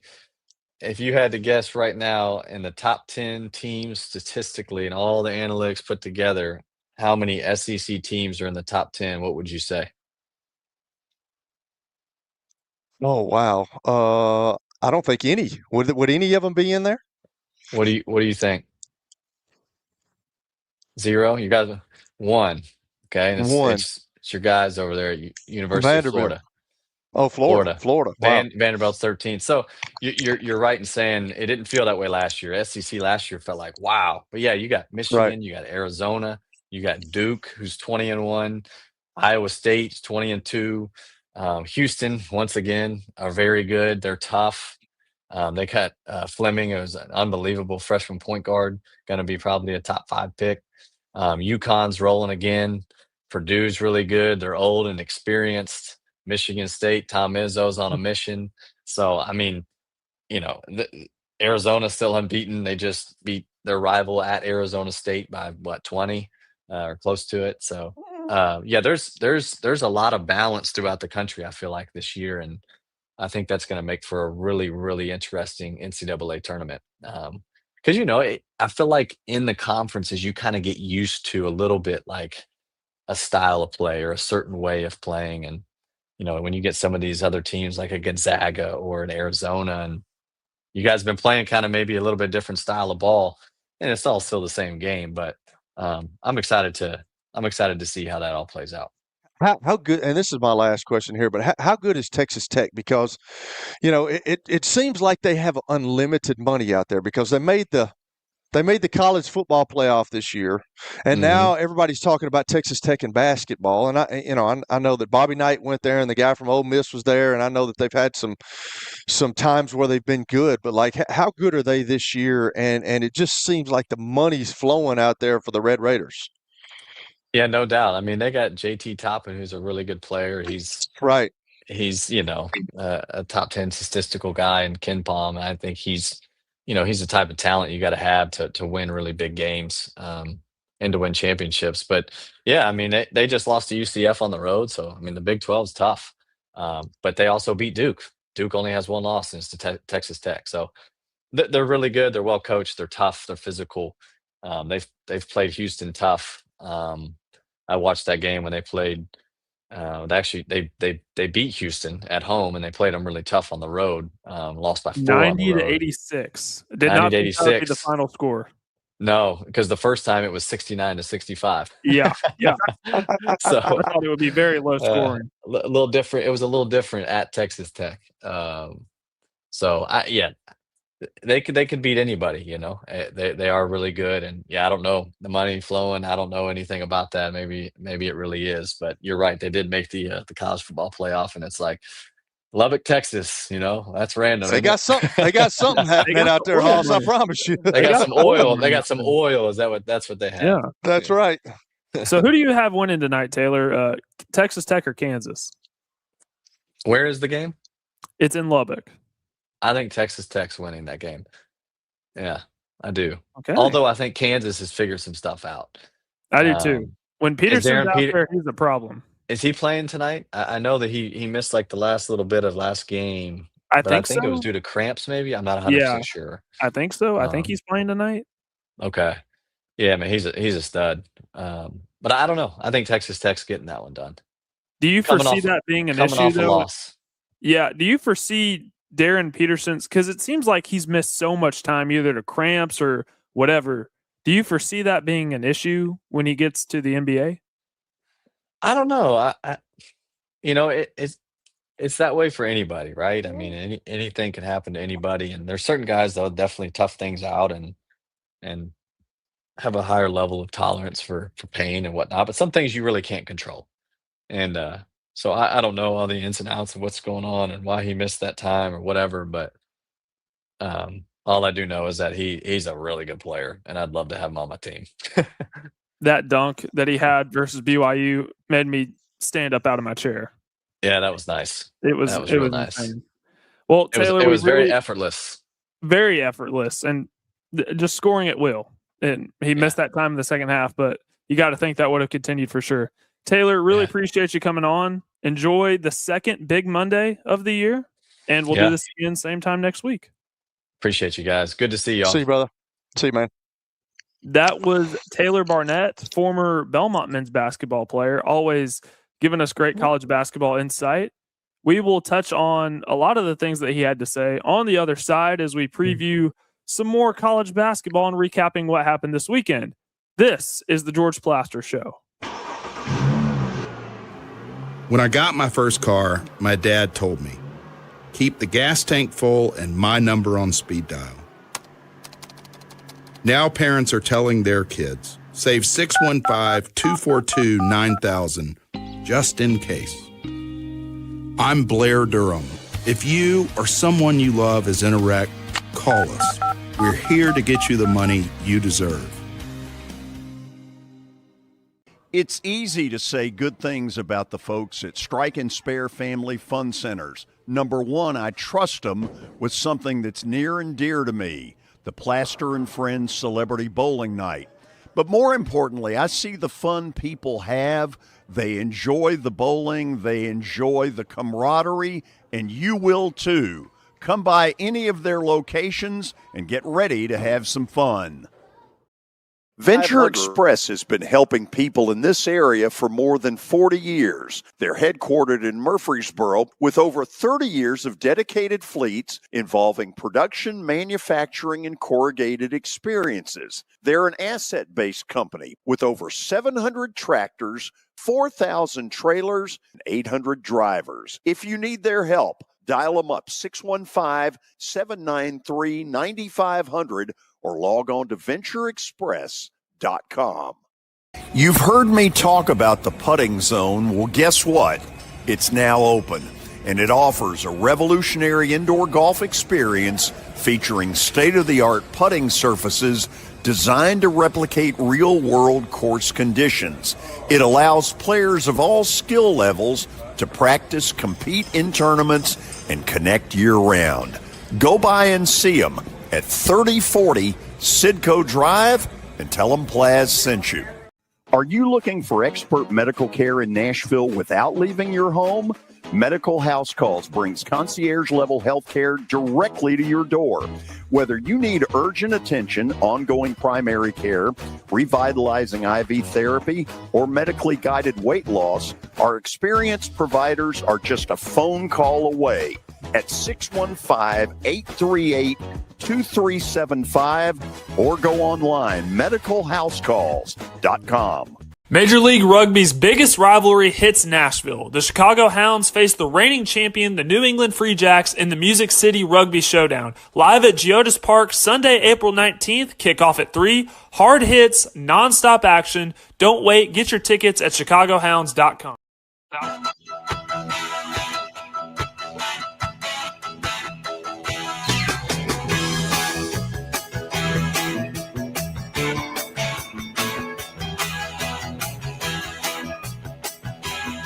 Kelly, I'm glad that you got to learn something about our good friend Ken Pomeroy.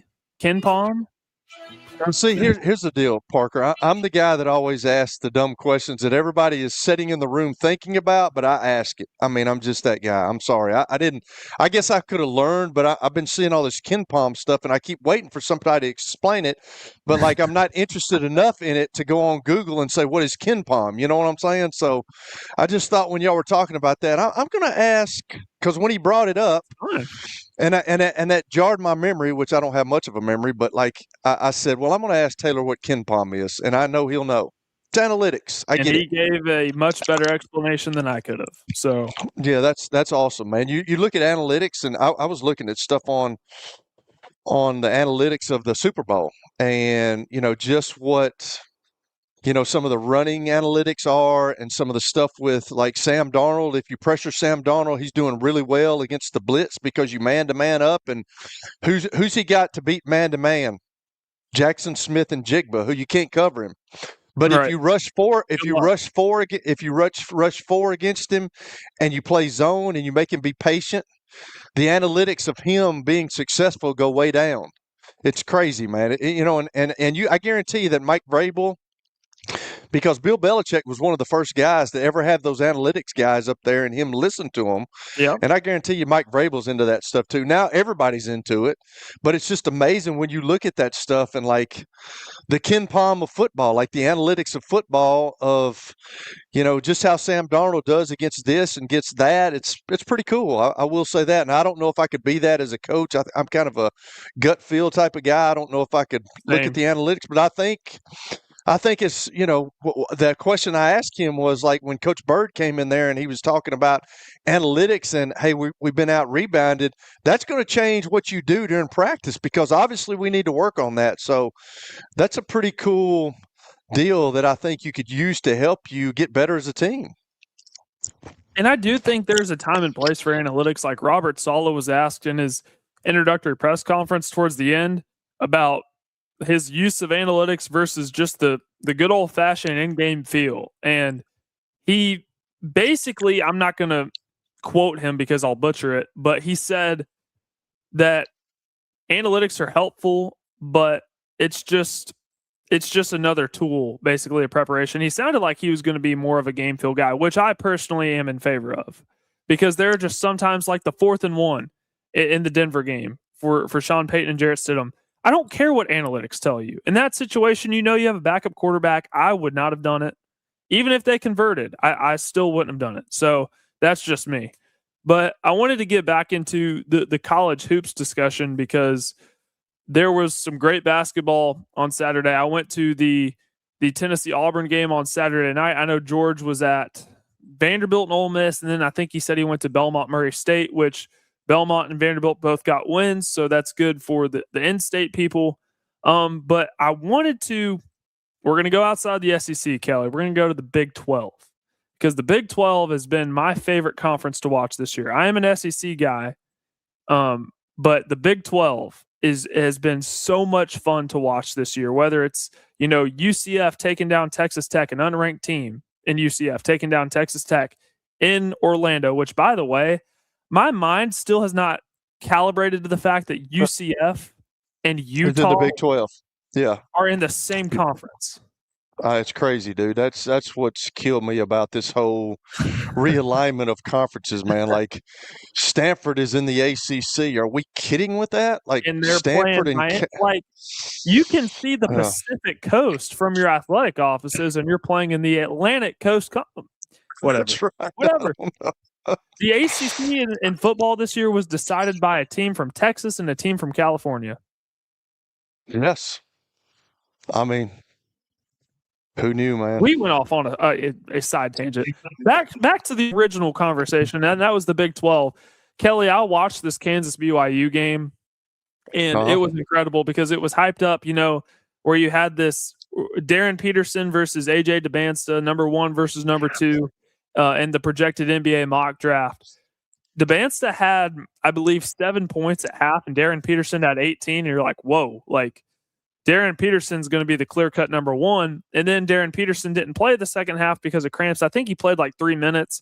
And then DeBansta scored 10 points, but he wasn't really the story in the second half. It was a guy by the name of Richie Saunders, and Richie Saunders shot the leather off the basketball in the second half. 33 points, 6 made three-pointers. I mean, dude was clutch, and it was a shootout. BYU's a second-half team, but Kansas won 90-82. And, Kelly, there have been a lot of questions around Kansas over the last couple of years, because they haven't been the typical Kansas standard. But what I've seen from them recently, if Darren Peterson's healthy, I believe they can contend for a national championship. Yeah, and I think this transfer portal stuff, man, it's just it's the wild, wild west. But I think teams that, I talked about it the other day with the insiders with Lee Fowler. I know that some of those guys that I talked about left and went to Vanderbilt, and they probably weren't going to play at North Carolina. But when in the world have you ever thought of a kid leaving the University of North Carolina whether you thought he was going to play or not? You know what I'm saying? It doesn't happen. Now you've got all these kids that they're maybe at Kansas, and they find out they're not going to play, but they can go play at, say, a BYU, play a UCF or somewhere like that, and, they become something of themselves. So I don't know if the Blue Bloods are going to be – I just think somebody's going to appear every year. I mean, I know Nebraska did it from inside out. I mean, we talked to their one of the guys on their in their organization, and he told us that, hey, we've got some transfers, but most of this has been built because of the coach we have and the guys that we brought up. So I don't know if Kansas is going to be the powerhouse that they once were. Maybe they are, and maybe they still got people that's wanting to put money in it. But that's why I wanted to ask Taylor about that, because you got people that are willing. Obviously, Texas Tech has got some alumni that have got some big, deep oil pockets, because they got their football team to the playoffs, and they're pretty good this year in basketball. And then they just went to the national championship in softball and paid their pitcher, I think, over $1 million. It's wild, man. But you look at these standings, I was reading too that Iowa State. Iowa State they're talking about Iowa State maybe being. Did I see that right? Maybe being a number 1 seed. Now with what they're, I don't know. State, at one point this year, was the number 2 ranked team in the country. They're a top 10. Yeah. I don't know if they'll be a 1 seed, but they could be a 2, definitely. Well, I can remember watching them last year because my wife's husband now played on Lipscomb's team, and they played Iowa State in the opener, and that was one of the teams that I didn't want Lipscomb to have to play to begin the year, to begin the NCAA tournament, because Iowa State is rough. They needed somebody that was kind of a finesse team to play with, but Iowa State's rough, and they got big dudes, and they play football on the basketball court. And then I read that article, and I saw where, they're talking about them maybe being a number 1 seed, which I don't know. There's still some time left in the season to go, but all this stuff is kind of crazy. Houston is, a tier 2 team now. They're in the Big 12. I just don't know if all these teams are going to be what they used to be with the transfer portal now. I don't know. It's a different time in college sports, and especially in college basketball. I think the term, and I don't know, I know for a fact in football, the term blue blood means a lot less than what it used to be. Because Indiana just went 16-0, won the national championship. Indiana's never been a blue blood, ever. There's never been a season where Indiana's been looked at as a blue blood. And they just went 16-0, won the national championship. So it shows that if you get the right person in the room, you get the right people on the coaching staff, you get the right people, whether that be general manager or people in their, I guess they're technically front offices now, and you recruit the right guys, you can turn around a program. In basketball, they're not going to get, unless it's a school like St. John's who doesn't have a football program, and they can just infuse all their money into basketball, or a Villanova or whatever. But for a majority of these schools, a large chunk of that money, or the biggest amount of money, is going to go towards football. And then basketball is going to get what's left over. And then the Olympic sports are going to get even less than what basketball is getting. So I don't know what that means for basketball. I still think you're going to see your blue bloods be relevant. Like Michigan State's still there. North Carolina's still in the top 15. Duke and UConn, they're still there. But you do have your Nebraskas, and yes, Nebraska's lost back-to-back games, but the one in Michigan, they very well could have won. And then they even had a chance against Illinois, but Illinois is also really good this year. They're a top 5 team. So I'm fascinated by Nebraska. I still think they can win the Big Ten. And I had this thought while I was watching them play yesterday. They made 15 threes, Kelly. They made 15 threes and still lost the game, which is nuts. And I think another team too is, and Taylor brought it up, was Purdue. Purdue's pretty old, and they still got that Braden. What is it, Braden Smith, the kid that, that is a point guard, and they got another guy that is really good. That's a forward on their team. That they're talking about both those guys being All-Americans. So, I mean, don't count them out either. There's so much that can go on, and if you get hot at the right time of the year, right before this March Madness stuff happens and kicks off, you got a shot. And I think that's what everybody, I don't think there's like a team, maybe Arizona. Maybe Arizona's just that much better, because UConn a couple of years ago was that much better than everybody. I mean, they got to the championship game and it wasn't even a game. So you knew what was going to happen. Yeah, you knew what was going to happen. Maybe Arizona's that team. I don't know that, but it's I will say this. I think the transfer stuff, although I have my reservations about it, I don't like it. I think we need to go to what Dabo Swinney said. I think you need to be able to transfer one time, and then after that, something needs to happen. You can't keep doing that year in and year out. I think they're going to have to get a grip on that. But I think if you were able to transfer one time, I would probably feel a little bit better about it. But it makes the NCAA tournament and it makes the college football playoff kind of a wild, wild west type deal where nobody truly knows who's going to win it. Somebody gets hot at the right time and you can win the whole thing. I've watched, several, like Illinois, I know has 2 players that come to the top of my head automatically that have been at 3 different schools in the last 3 years. Yeah. So it's just, that don't it's do hard, it for me. It's so hard for me to keep track of, I'm learning all this, as the season's going on, but at the start, like I can't remember where everybody is just because it's a year to year deal. Yeah. Nowadays, too, coaches have had to take on a new persona, which I think it's great that they have. I don't know if I could have. I think you just have to come to the realization as a Casey Alexander or a Kevin Carroll over at Lipscomb or a smaller tiered team like a Murray State or a Drake or somebody like that. If you have a kid like a Jacoby Gillespie or a Malik D or those type of guys, or a J.O., I can't even say his last name, that played at Lipscomb that went to Oregon, you know that you're eventually probably going to lose them. And you just have to figure out, just like Taylor was talking about, and I think that's a good formula. If you lose a kid to the transfer portal, go get one in the transfer portal. But I'm not a Power 4 team. I'm going to stay with recruiting kids out of high school. I'm going to try to develop those kids. And if he's a good player and if he moves on, I'm not going to feel bad. I'm going to feel like I had something to do with that. And I feel good about that. I helped that kid go somewhere else. I think that's kind of the mindset that you have to have. And that's what coaches have had to, make their philosophies into nowadays at these smaller schools. Like if I get somebody good and I make him into something, I can't get butthurt about when he goes somewhere else, because that's what's going to happen.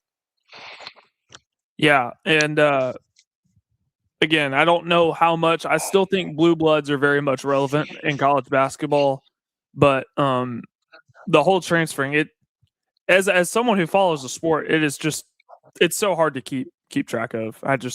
I can't remember where everyone is going all the time, but still, college basketball, it's been very entertaining this year. And we're getting to the point where we made it through the first weekend without any football, which was tough, right, Kelly? It was tough. It is tough, man, because that's my sport.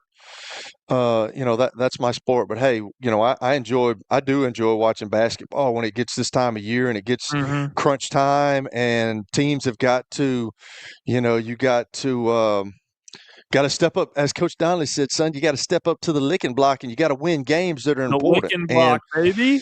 That's right. You got to win games that are important. And it's funny because it's not funny, but like when I was looking at the top 25, we're in SEC territory and there's no SEC team in the top 10. I know. The SEC is compared to last year, you had Auburn and Florida who were both 1 seeds, and you had Tennessee and Alabama who were both 2. And this year, Alabama fell out of the top 25 for the first time in the last 2 seasons. You look at the top 25, and the highest ranked SEC team is Vanderbilt at 15. And who would have thought that we would have been saying that in February? And then you have Florida at 17, which is kind of ironic because Florida beat Vanderbilt and they're still ranked below, but I think it has to do with their losses more than anything. And then you have Arkansas at 21 and you have Tennessee at 25. So 4 teams from the SEC in the top 25, and 3 of those teams have 6 losses. So the conference overall is significantly weaker than it was last year, but it's still pretty balanced. Do you think Florida could have another, spurt where they make a run at this thing again? Yeah. If they play like they did, I watched basically the whole game yesterday versus Alabama. They outscored Alabama in the paint 70-26. Ugh, yeah. If you're doing crazy. that to teams, and they're not a great shooting team, but they have so much size, and they have a dude that got in the game like the last minute of the game who's 7'9", and he's like one of their reserves. He's 7'9"? He's 7'9". I don't know how to pronounce his last name. I think it's like Oliver Rowe. He's 7'9", Parker. Are you sure of that? I'm honest to God, hand on my heart. Go look it up. 7'9". I mean, they can bully you. They can bully you in the paint. They can bully you with their front court. Although, despite them not being a great shooting team, if they played anything like they played yesterday, I would not be surprised to see them back in the national championship game. I think there are 13 teams that can win it this year. What do you think about our 2 home state teams? What do you think about Vanderbilt and UT? I don't think UT. What about Vanderbilt? Vanderbilt seems like they're lacking in size. I know they play well together. They got the Tyler Tanner kid that Ron Bargatze was telling us about last year. But what do you think about Vanderbilt's chances? 7'9", 305. Sorry, 7'9", 305. 7'9", 305 confirmed by producer Brando. And then in the YouTube chat, he's 7'9", but he can't move well. That's true. He is not. That's why he's a reserve. He can't move that well, but he's tall. So going back to what you were saying, I think Vanderbilt could make a run in the NCAA tournament. I do not see them being a national championship contender just because they don't have the size that a lot of these other teams have. As far as Tennessee, they've made the Elite Eight the last 2 years. I don't see that being the same thing this year either, just because I don't know which Tennessee team you're going to get. Because, as I've said, one result doesn't necessarily indicate what's going to happen the next week. So, yeah, but when you have to rely on shooting and shooting is not good, then you struggle, correct? Yeah, but Tennessee shot pretty well versus Auburn. It could have been. They cooled off a lot in the second half, but they shot pretty well in the first at least. So they do have a very manageable schedule coming up. I'm sure we'll talk about that with Tony tomorrow. I did promise that we were going to talk about the Super Bowl. We have not done that yet. Some quick thoughts because we still have the whole week to do it. So we're just going to give you some more thoughts on the Super Bowl coming up on Sunday. This is the George Plaster Show. When I got my first car, my dad told me, keep the gas tank full and my number on speed dial. Now parents are telling their kids, save 615-242-9000 just in case. I'm Blair Durham. If you or someone you love is in a wreck, call us. We're here to get you the money you deserve.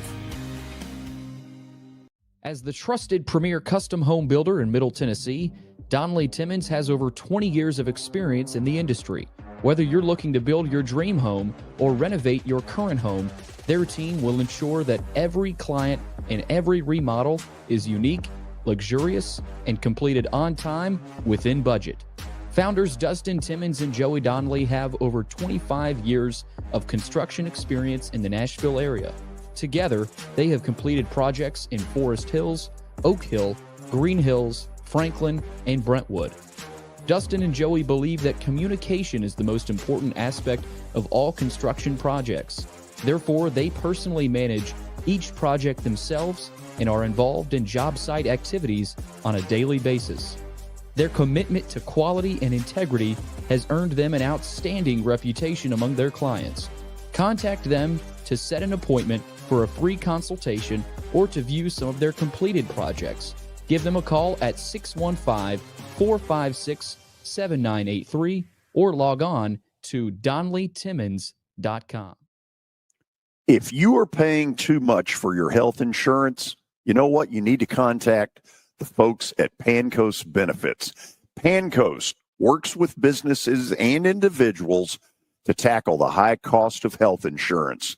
Whether you're a business owner, large or small, self-employed, between jobs, or over the age of 65 and in need of a Medicare plan, Pancoast can help. They make understanding your benefits less difficult and more personal. So check them out today, pancoastbenefits.com, or call them at 615-292-3400. Sports and Social in Green Hills Mall is the new home for our Football Night in Nashville promotion. Their food is terrific. Their TV setup looks like a race and sports book in Vegas. And if you're a sports fan, you can't beat it. Starting September the 4th, we'll broadcast from Sports and Social every Thursday night. There's Pop-A-Shot, great football, and the chance to win a beautiful Mikey's Motors golf cart. See you at Sports and Social in Green Hills Mall. Major League Rugby's biggest rivalry hits Nashville. The Chicago Hounds face the reigning champion, the New England Free Jacks, in the Music City Rugby Showdown. Live at Geodis Park, Sunday, April 19th, kickoff at 3. Hard hits, nonstop action. Don't wait. Get your tickets at chicagohounds.com.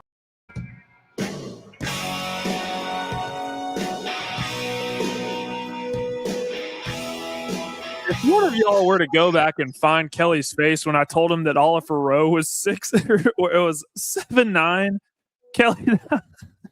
Did you look at it?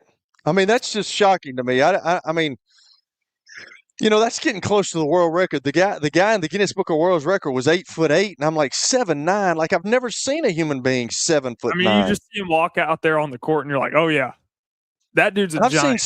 I've seen 7'3" guys, and you know. The guy that was from China years ago that played in the NBA for the Houston Rockets, I forget. Yao Ming was 7'6". I think he was 7'6". Yeah, I think so. 7'9". But 7'9". Where did they get? What country did they get him from? I don't know. I think he's American, which is crazy. Is he really? I need to know what his parents were feeding him. His joints can't be good, Hoss, and he's 305. He's a reserve, so. Yeah. And think about it, being 305 pounds, like, yeah, to us, that's a lot. But if you're 7'9" and you're 305 pounds, that's skinny. That's pretty thin. Yeah. So, but he's 305. I mean, Taco Fall was around there. Taco Fall might have been like 320. I'm sorry, man. That just flabbergasted me. I thought you were kind of I thought you were kind of hedging a little bit. No, I said 7'9", and your face was priceless. Oh my gosh, that was great. He's from Quebec. Quebec. Okay, I was wrong. So, yeah, I think it's close enough. So, the Seahawks and the Patriots, they kick off at 5:30 on Sunday on NBC and Peacock. It is Super Bowl Sunday, the last football game of the year, sadly.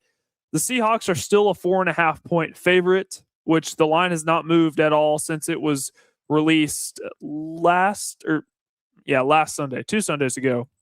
So, Kelly, here's what I've been doing some research, and the X factor in this game, I think, is going to be Milton Williams for the New England Patriots, because when he has played, he's played in 12 games for them this year.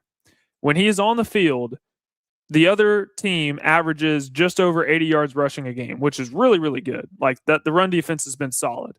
When he's out of the lineup, the Patriots are giving up over 140 yards per game rushing. So you went into analytic mode. So you went into analytic mode. I think that's and I will say this, that's a pretty good X factor. And you talk about this, like, there's no consistency in the Seattle Seahawks run game either. Because sometimes they run the ball well with Kenneth Walker, and sometimes they can't. Yeah, they can't. And no Charbonnet, so they can't run the football. So I think Kenneth Walker is special, man. I think he's one of those guys that reminds me of so much of the guy that I played with in Adrian Peterson, who, when he touches the ball, if you give him a little bit of a crease, he can take it the distance. He's one of those quick twitch muscle guys, and he's thick, and he can run you over. He can run around you. He can leave you when he takes off. So it just depends on which run game shows up. But if the Patriots can make them one-dimensional, and I told you the analytics that we talked about in the last break about, it's funny that if you pressure Sam Darnold, he's really good against that. But if you rush him with 4 and you play zone and you keep everything in front of you and make him be patient down the field, can he be patient down the field? And I don't know if he can, but when you match him up on, one-on-one and man-to-man, all he's looking to is Jackson Smith and Jigba, and you can't cover him. So now is Mike Vrabel like Bill Belichick, and he's going to take your best offensive guy away, which is Jackson Smith and Jigba. Will he do that? And then now what do you do? And I think if you're New England, you have got to be very limited. Not limited is not the right word, but very when you pressure him, it's got to be in the most in a situation where it helps your ball club. I don't think you can pressure him the whole day because if you look at it, he's pretty good against that stuff. So is the Sam Darnold going to come out like George always talks about in the Super Bowl? He didn't in the NFC Championship game, but I think that obviously has to do with a little bit of experience that he's gained in the team that he's got around him, because his offensive line is keeping people off of him, and he's able to survey the field, and he knows defensively on his side of the ball, like defensively on his team, that if he turns the ball over, they're pretty good at stopping the other team and getting the ball back for him. So there's a lot of confidence that goes into that when you've got a team around you that that you're confident in, that can play well and can get you the ball back. So I think he's kind of playing with house money, but New England will be ready. There's no question about that. They will be. Any Mike Vrabel team is going to be ready to play. Now that doesn't mean that they're going to win the game, but they're going to turn over every stone in preparation for this game. Drake May has been dealing with some health issues. He had a shoulder injury. Yeah, he's got a shoulder injury. But then he missed some practice last week because he was sick. So he probably got whatever funk was going around. But I'm sure he'll be ready to go by the time the game kicks off on Sunday. But again, those are just some early thoughts. If the Patriots are able to take away Seattle's run and you put all the pressure on Sam Darnold, is he going to show up again? This time the stage, it feels like it's, 3 times bigger because it's the Super Bowl versus the NFC Championship. So we'll have to see. I'm certainly very excited, but that line has not moved. So Seattle is still a 4.5-point favorite. Again, we're going to get into all of it. We still have the rest of the week. We're going to be wall-to-wall Super Bowl coverage over the next 4 days. Kelly, it's time to recap my bets from last weekend. I was 3-2, and okay, I could make the case that I should have been 4-1, but that's okay because I did pick Tennessee to win the game. I just picked Auburn to cover, so technically I lost, but I still got the winner of the game right, so I think I should be 4-1. No, that's not how it works, Parker. I mean, you're taking lines, so it's not how it works, brother. Sorry. So I am. That's why it's so hard, though. I mean, I give it to George because I've never seen him have, that one that we just flipped on him. I've never seen him have that. He got beat one time, but I've never seen him be that lopsided because he's pretty good with that stuff. It's hard. True. And I did not expect Kentucky to beat Arkansas by double digits in Button Walton. I don't know what to make of this Kentucky team. They're so hot and cold. But I was 3-2 over the weekend, which is a winning record, and I'll take it. I'm 4-4 overall, which is much better than being below 500. Now the next step is to get above 500, and I think I'm going to do that tonight because Kansas and Texas Tech play in Lubbock. Kansas is a 4.5-point underdog. I think Texas Tech is really good at home, but I also think Kansas is heating up at the right time, and especially if Darren Peterson's healthy, I think Kansas is going to cover. So I'm going to take Kansas plus the 4.5, and I look forward to being 5-4 tomorrow. Kelly, see you tomorrow. All right, man. Talk to you. Now, here's your latest Fox 17 Code Red weather report. I'm Fox 17 meteorologist Greg Bobis. Our forecast today putting us in the mid-40s after a very cold start to the day. We'll see some good melting of what's left of our ice throughout today.